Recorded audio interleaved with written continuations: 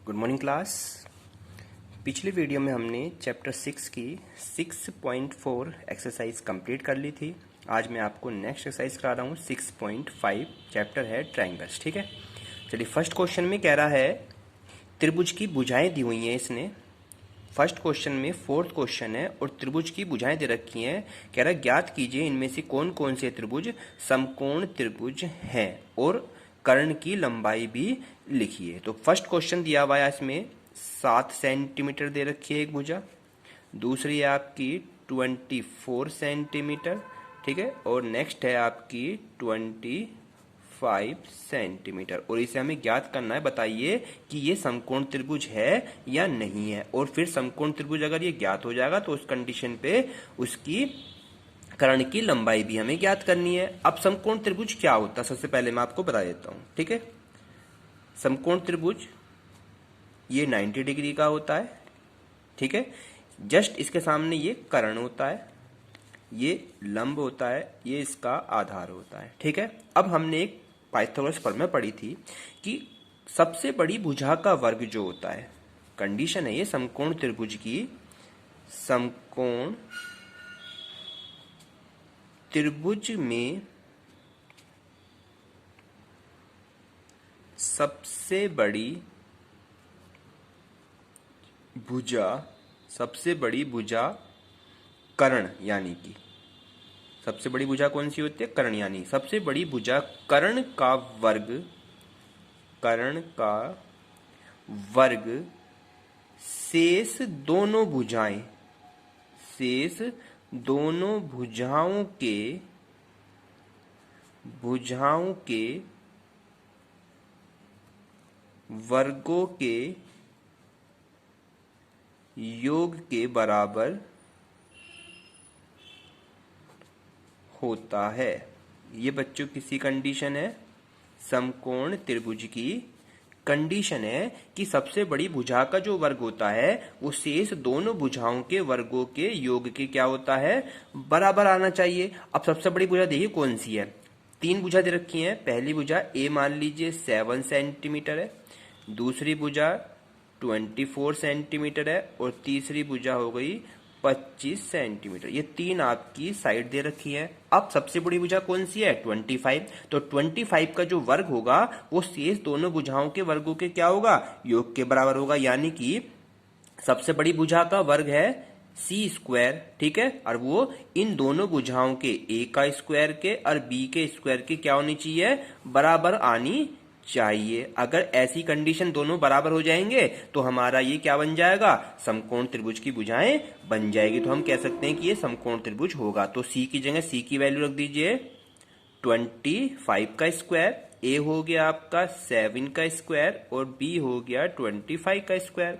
25 का वर्ग करते हैं तो 25 की यानी 25 कितने होते हैं? 625, यानी 25 की 25 में मल्टीप्लाई। ऐसी 7 सत्ते 49 होते हैं और 24 कितने होते हैं बच्चों? 576।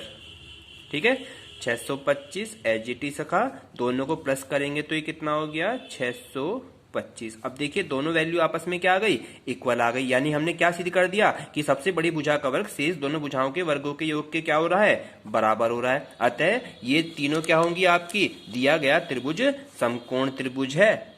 अतः दिया गया त्रिभुज क्या है बच्चों? समकोण त्रिभुज है। ठीक है, और कर्ण की लंबाई कितनी होगी इसमें? तथा कर्ण की लंबाई होती है सबसे बड़ी भुजा। सबसे बड़ी भुजा कितनी है? 25 सेंटीमीटर। तो ये हो गया आपकी कर्ण की लंबाई। तो आपके दोनों आंसर हो गए। इसमें क्वेश्चन में 3 पार्ट दिए हुए हैं, एक पार्ट मैंने करा दिया है, बाकी 3 पार्ट आप अपने आप करेंगे। ठीक है बच्चों, सेकंड क्वेश्चन की ओर चलते हैं। इस एक्सरसाइज में 17 क्वेश्चन है, तो देखते हैं कितने क्वेश्चन हम कर सकते हैं। सेकंड क्वेश्चन दिया हुआ है PQR एक समकोण त्रिभुज है जिसका कोण P समकोण है। चलिए कोई भी समकोण त्रिभुज किसी भी प्रकार से कैसे भी आप बना सकते हैं। ठीक है, लेकिन कह रहा है तथा QR पर एक बिंदु M है। तो सबसे पहले हमें एक ऐसी भुजा लेनी पड़ेगी, यहां पर QR है, इसको हमने Q इसको आर मान लीजिए, और एक हमें समकोण त्रिभुज बनाने के लिए हमने त्रिभुज को इस तरीके से शो कर दिया। यानी ये वाला जो एंगल हो गया ये कितना हो गया, समकोण त्रिभुज हो गया, इसको पी पॉइंट कह दे, पी क्यू आर। ठीक है, अब कह रहा है इसमें कि जो पी बिंदु समकोण है, ठीक है, तथा क्यू आर पर इस भुजा पर बिंदु एम इस प्रकार स्थित है कि पी एम जो है, यानी पी से एम पर एक लंब डाल दिया इस पे, इसको एम बिंदु कह रहा है। तो ये कह रहा है पी एम जो होगा वो लंब होगा इस क्यू आर के। क्या बोल रहा है बच्चों, पी एम जो है लंब है क्यू आर के, इस प्रकार वो हमें बोल रहा है। ठीक है, तो सबसे पहले हमें क्या क्या चीज इसने दे रखी है और हमें सिद्ध क्या करना है। तो सिद्ध करना क्या है मैं आपको लिख देता हूं। सबसे पहले हमारे पास दिया क्या है, ठीक है, दिया क्या है इसने हमारे पास, समकोण त्रिभुज, समकोण त्रिभुज पी क्यू आर दिया हुआ है, और पी क्या है इसमें, कोण पी क्या है, समकोण यानी कि 90 डिग्री का दिया हुआ है। ठीक है बच्चों, तथा पीएम जो है लंब है किस पर, क्यू आर के। ये सब चीज हमें दे रखी है। अब सिद्ध क्या करना है, हमें सिद्ध करना है। सिद्ध क्या करना है, सिद्ध दे रखा है कि पी एम का जब हम स्क्वायर करेंगे, यानी जो लंब डाला हुआ है इसका जब स्क्वायर करेंगे तो वो क्यू एम के तथा एम आर की गुणा के बराबर होता है। पी एम का square Q M into M R, ये हमें प्रूव्ड करके लाना है अपना आंसर। ठीक है, चलिए अब इसे सिद्ध करते हैं। कैसे करेंगे, उपपत्ति में करेंगे। उपपत्ति में कैसे सिद्ध करेंगे, मैंने बताया था आपको कि समकोण त्रिभुज कौन सा है, पी क्यू आर। समकोण त्रिभुज है पी क्यू आर। ठीक है, इसमें कोण पी क्या है, समकोण है यानी कि 90 डिग्री का है। और जब ये इस पर शीर्ष लंब से क्या डाला गया है, एक लंब डाला गया है, पी से कर्ण क्यू आर पर एक लंब खींचा गया है। पी से कर्ण क्यू आर पर लंब खींचा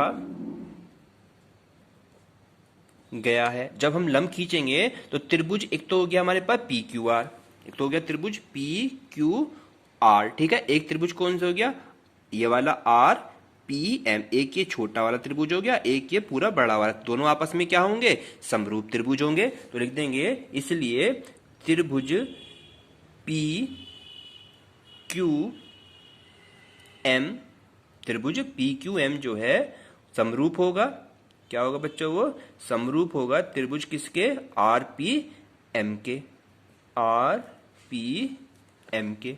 अब जब ये समरूप होते हैं तो कंडीशन क्या होती है मेरे पास, ये वाली भुजा क्यू एम जो होगी किसके बटे में होगी, पी एम के बटे में होगी। क्यू एम बटे में पी एम बराबर क्या होगी, पी एम, यानी कि ये पी एम और बटे में क्या होगा, एम आर होगा। तो ये दोनों में भुजा जो है ये उभयनिष्ठ भुजा है दोनों के अंदर। ठीक है, तो यहाँ लिखेंगे हम यहाँ पे क्यू एम अपोन में P M is equal to क्या हो जाएगा, पी एम अपोन में एम आर हो जाएगा। अब दोनों की मल्टीप्लाई कैसे करेंगे वो मैं आपको बता देता हूं। तो यहाँ पे देखिए पीएम की तो पीएम से मल्टीप्लाई होगी, तो ये हो गया पीएम का स्क्वायर, और क्यूएम की एम आर से मल्टीप्लाई कर दीजिए, तो ये हो गया क्यूएम इंटू एम आर। तो ये क्या हो गया बच्चों, आपका प्रूव्ड हो जाता है। ठीक है, यही आंसर हो जाता है आपका। क्वेश्चन नंबर 3 और देखेंगे, इसमें 3 क्वेश्चन आज मैं आपको कराऊंगा। क्वेश्चन नंबर 3 में कह रहा है आकृति एबीडी, एक चित्र बना हुआ है आपका, इसमें एक आकृति आपकी इस तरह से इसने बना रखी है। ये समकोण पे दे रखा है, ये 90 डिग्री का बोल रहा है, इसमें इसको पॉइंट ए बोल रहा है, इसे बी, इसे सी। ये एक चित्र बना हुआ है आपके क्वेश्चन नंबर 3 में।